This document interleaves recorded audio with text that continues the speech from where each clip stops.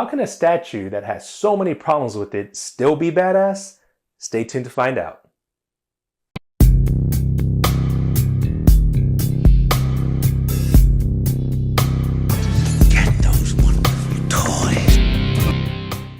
So when I saw this custom statue and the renders of it, I knew that I had to pick it up. But when I got her in hand and put her together, there was a lot of things that frustrated and disappointed me. Now, just unboxing this statue, guys, I knew that, oh my God, we're gonna have some problems with it. I wish I could have filmed it when I unboxed it, but let me tell you what happened. So the foam that holds all the pieces in here, it was in a pretty sturdy box, right?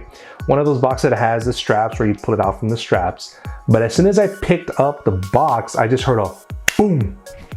The heck was that?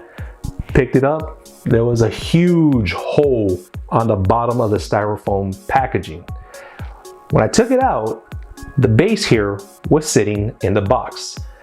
Trying to figure out how exactly that happened. Now, again, this is why I stay away from custom statues, but this is one that I could not stay away from. I mean, just look at it, badass.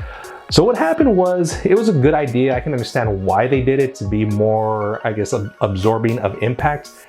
The box that it was in had 4 small little foam pads, I guess if you want to call it, on each corner to hold the actual foam box. Well, after time, it's the weight of the base, which was right in the middle, just fell through. And that's what happened when I pulled it out. The best way I can describe it, to simplify it, is imagine if I were to take a napkin and put it on the table and just put a weight right there. Fine, it's gonna stay there.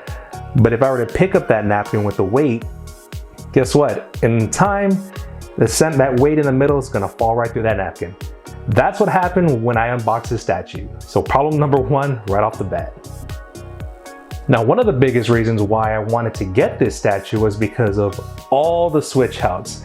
I mean, look at this. This is freaking insane. So let's start off with all the switch outs that she has first.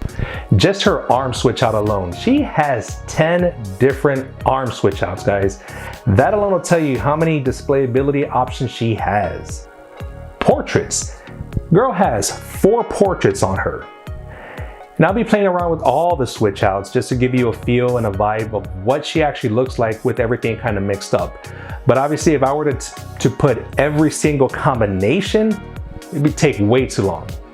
So let me talk a little bit about some of the arm switch outs, and we'll return to them as I do the review. Some of the arm switch outs on her left arm and her right arm, they're just a closed fist. Now, if I have the options with all of these that it's given me, why wouldn't I not display her with something in each hand? So that's one mild complaint that I can easily oversee. But yeah, she has one left arm, one right arm that is just a closed fist.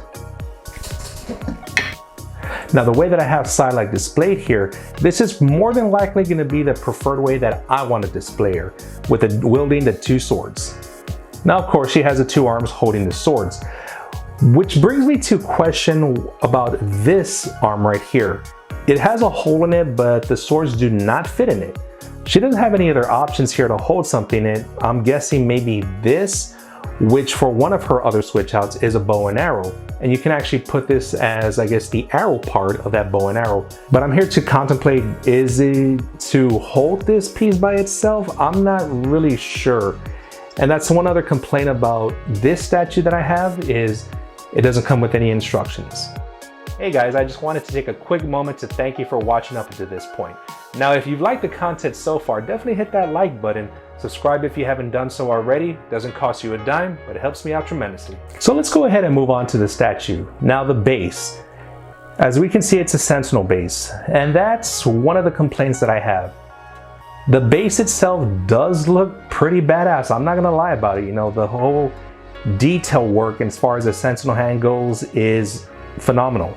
We have, the mechanized parts, the gears, torn open pieces, the palm of the Sentinel hand right here where the blaster is, piece of mechanical work where it's been sliced through. Awesome job as far as the Sentinel hand. But again, how many times have we seen Sentinel bases when it comes to X-Men? Take that criticism as you will. It's not so much of a complaint. It's just an observation that, like I mentioned before, Sentinel hands have been done to death. Now the environment for the base, as we can see, yes, it is a Sentinel battle, but in the construction site. We see pieces of concrete, rebar, metal fixtures like this that come off part of the base. This is how the statue will be posed. And as you can see, this is the front of the base, which is the back of the Sentinel hand. The majority of detail with this base is in the back of the statue. So I'm just like, missed opportunity.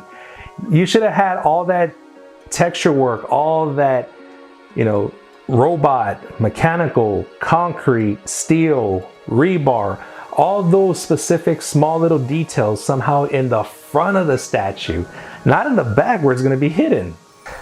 All right, so let's move on to Psylocke herself. Now, I don't like to be a negative Nancy, but I have to be completely honest when I do my statue reviews.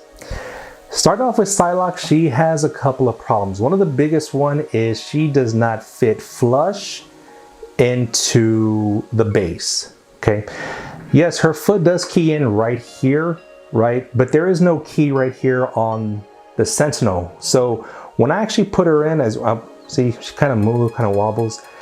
She kind of sits kind of just where she wants to be. I guess, you know, she'll just, with gravity leaning a little bit, she'll fall just on the base and okay, there it is. Not a real big problem, not a big real issue with me, but at the same time, you know, I feel that it could have been more secure. One of the things I first immediately saw when I saw this pose was that pretty famous, pretty popular picture of Psylocke during the Jim Lee era. And this is just me being biased, but I feel that when Jim Lee was doing X-Men, that's when the X-Men looked their best. So I feel that the design and the pose of Psylocke here is definitely from that Jim Lee era. I don't think the camera captures the true essence of the blue color here, is that it's kind of like a royal blue mixed with a baby blue. Still keeping those dark tones, but still being bright and vibrant. And what really makes her outfit pop is that it's a very, very fine detail, but on every strap here, top and bottom of every strap, on her legs, on her arms, we do see a black outline, and that black really contrasts with the blue to really make it pop. Now, her flesh tones here, what I'm seeing is that yes, you know, it's all the same color, very, very, very light shades here and there, but a lot of shading definitely in the outfit here in the blue. And speaking of black, they added the black right here on the sides of her outfit, kind of where her rib cage would be in the outfit. And the black does really provide a lot of contrast to make the rest of the outfit pop. Of course, her red sash here, definitely that provides even more contrast, so the outfit can really stand out more. So yes, the blue and the red kind of clashing with each other make themselves, complement each other to pop out even more and make this statue more dynamic. One option I wish they could have added to this statue though was an additional piece that could have attached to her waistband, her sash right here, kind of like that flowing material that we see in some Psylocke statues, but not all of them. I think it would have been a nice addition, but this is not a real deal breaker to me. It still looks fantastic. Now, one thing that is really annoying with this statue though, again, it's not so much of a deal breaker, but every time you want to switch out the arms, you have to switch out the portraits. Now, she does have 4 portraits, so this will actually give me an opportunity to switch out the portraits along with some of the switch outs. So let's go ahead and do that. All right, so here's one of her switch out options here, both portrait and the arms. But before I go to that, I just wanted to show you the issue that I have with the swords here. Now the swords do come apart right here in the middle. So you have the blade, and yes, the blades are metal. So you have the blade and the handle. Now the handle does have the tip of it, which will hold it, see? Okay, so you just enter the handle right there, just like that. And then you put the tip of the sword, okay. And there you go.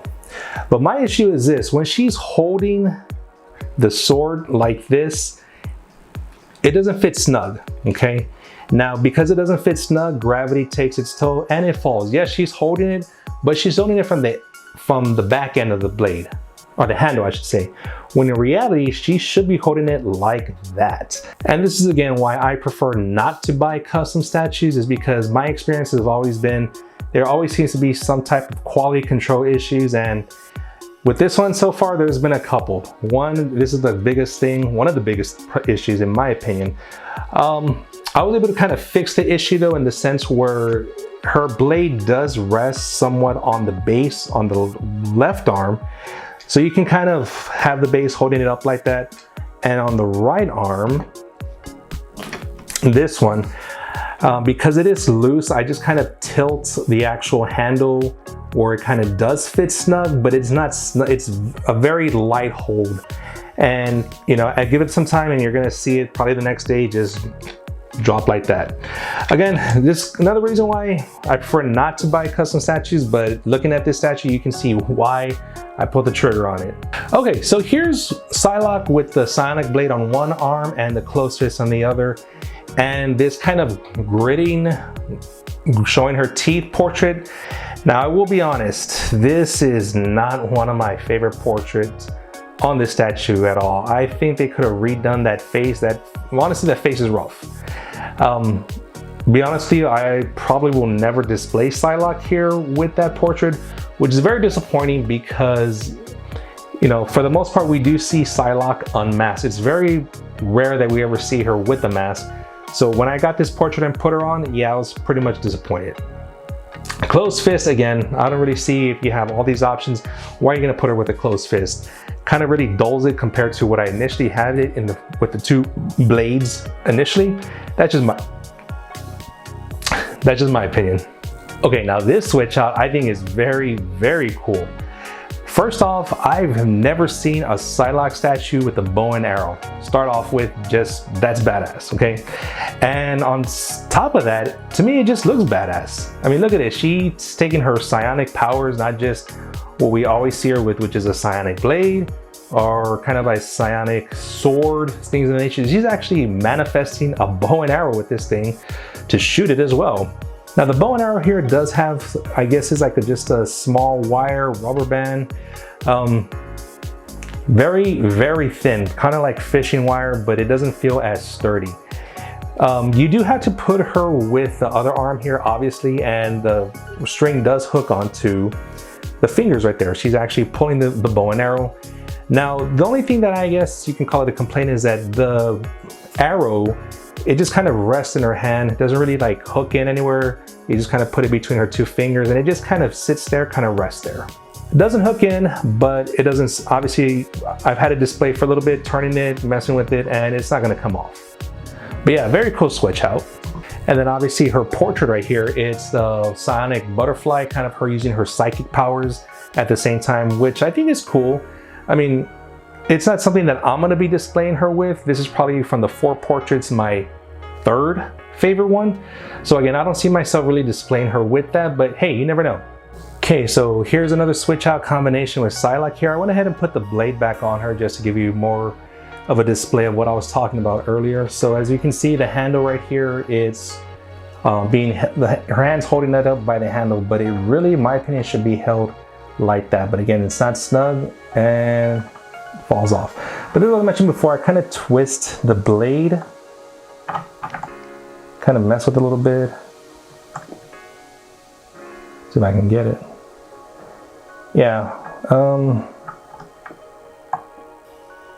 something like that. But believe me, it's not very sturdy. It won't hold up all that well.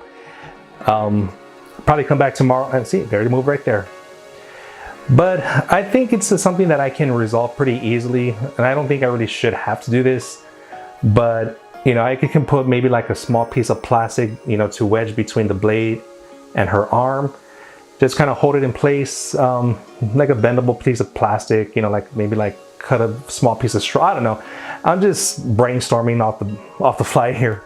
But yeah, anyway, so moving on, she has, again, another weapon that I've never seen Psylocke with, in the statue form, I should say, but kind of this rope, which kind of makes me wonder if, was this statue made during the time of the X-Men movie where we did see Psylocke, and in that movie, she did have that rope that she was fighting beasts with and choking them with it. Now this portrait is definitely more what I prefer as far as a Psylocke unmasked portrait. Face here doesn't look nearly as rough as this one right here, the other unmasked one. A little bit softer, more kind of emotionless, but still we can see that she's ready for combat because she does look pissed off and ready to engage in some kind of battle. Okay, and I just wanted to finish off her switch out options with what we typically see Psylocke with, which is a blade in one arm and the psionic blade in the other arm, and of course left her unmasked. And this combination, honestly, I feel like I could display her in the future like this, but for right now, I prefer the masked portrait with the 2 blades. So again, guys, all the options here, again, 4 portraits total. Obviously the unmasked one, the snarling, gritting her teeth one, the butterfly psionic effect one, and the masked one, okay? And again, tons of switch outs here, the bow and arrow, you know, the rope, clench fist, and yeah, you know, she does have 2 sides. So if you wanted to display her with 2 psionic blades or 2 swords, you can do that, and you can switch out either arm, which is definitely gonna be a good option for long-term displayability. If you were to show me every Psylocke, both licensed and unlicensed or custom statue of Psylocke, and say pick one, I would pick this one, guys, honestly. The only one that I feel that is better than this one, and in a sense it existed but it no longer exists, is the previous Psylocke statue that Sideshow had. Now, as I mentioned in my previous video, when they first announced that statue for pre-order with the original portrait, I was gonna get that day one. Now, if you did buy that statue with the alternative portrait, I think is horrendous, and that's the biggest reason why I did not get it. But if you waited and you were able to get that exclusive, what's it called? X-Force version, one that X-Force, which is only limited to 150. Yeah, don't get me on that one. It came with the original portrait that the Psylocke statue was. So I've seen pictures of that blue outfit Psylocke with the original portrait on it, and I'm like, dude, to this day, if that statue quote unquote existed, it does technically put them together, but you need both statues to make that one statue. I would pick that one over this one, honestly, but because of that, you know, I had to go with this one. And honestly, despite all the flaws, and again, the first off, the packaging, second, the base, as far as all the details being in the back instead of the front, Psylocke herself not really keying in perfectly, the blades here not really standing, although this one is standing or being held pretty good for right now. But still, this statue has a lot of problems in my opinion. But like I mentioned in my opening, it has a lot of problems, it has a lot of issues, but it doesn't take away from how freaking badass it is. Do I have regrets buying this? No, I don't. But I would love to hear what you guys think about this custom Psylocke statue here. Also, let me know what you guys think about custom statues versus licensed pieces. And have you ever had any problems, issues, or nightmares with getting a custom statue? And how did you deal with it? So go ahead and comment down below. Don't forget to hit that like button if you enjoyed this review. And as always, collect what makes you happy. Watch out.